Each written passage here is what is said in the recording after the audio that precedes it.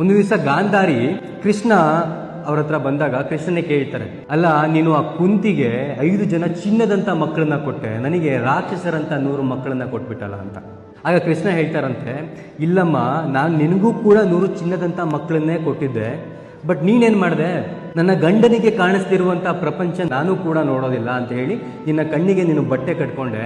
ನಿನ್ನ ಮಕ್ಕಳು ಎಲ್ಲಿ ಹೋಗ್ತಿದ್ದಾರೆ, ಯಾರ ಜೊತೆ ಸೇರ್ತಿದ್ದಾರೆ, ಅವ್ರು ಏನು ಕೆಲಸಗಳನ್ನು ಮಾಡ್ತಿದ್ದಾರೆ, ಒಳ್ಳೆ ದಾರಿಯಲ್ಲಿ ಹೋಗ್ತಿದ್ದಾರೆ, ಕೆಟ್ಟ ದಾರಿಯಲ್ಲಿ ಹೋಗ್ತಿದ್ದಾರೆ, ಯಾವುದನ್ನು ಕೂಡ ನೀನು ನೋಡಲಿಲ್ಲ. ಸೊ ನಿನ್ನ ಮಕ್ಕಳು ಬೇಕಾಬಿಟ್ಟು ಬೆಳ್ಕೊಂಡ್ರೆ ಇವತ್ತು ರಾಕ್ಷಸರಾಗಿ ನಿಂತಿದ್ದಾರೆ.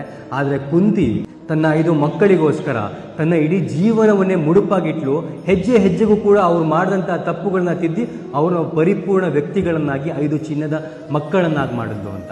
ಅಂದರೆ ಪೇರೆಂಟಿಂಗ್ ಎಷ್ಟು ಇಂಪಾರ್ಟೆಂಟ್ ಅಂತ ಹೇಳ್ತಿರೋದು. 20-25 ವರ್ಷಗಳ ಕಾಲ ಮಕ್ಕಳನ್ನ ನೀವು ಹೇಗಾದ್ರೂ ಬೆಳ್ಕೊಳ್ಳಿ, ನಿಮಗೆ ದುಡ್ಡು ಬೇಕಾ, ಕಾಲೇಜಿಗೆ ಫೀಸ್ ಬೇಕಾ, ನಾನು ಕೊಡ್ತೀನಿ, ನೀನು ಓದಬೇಕು ಅಂತ ಹೇಳಿ ಬಿಟ್ಬಿಟ್ರೆ ಮಕ್ಕಳು ಬೆಳೆಯೋದಿಲ್ಲ.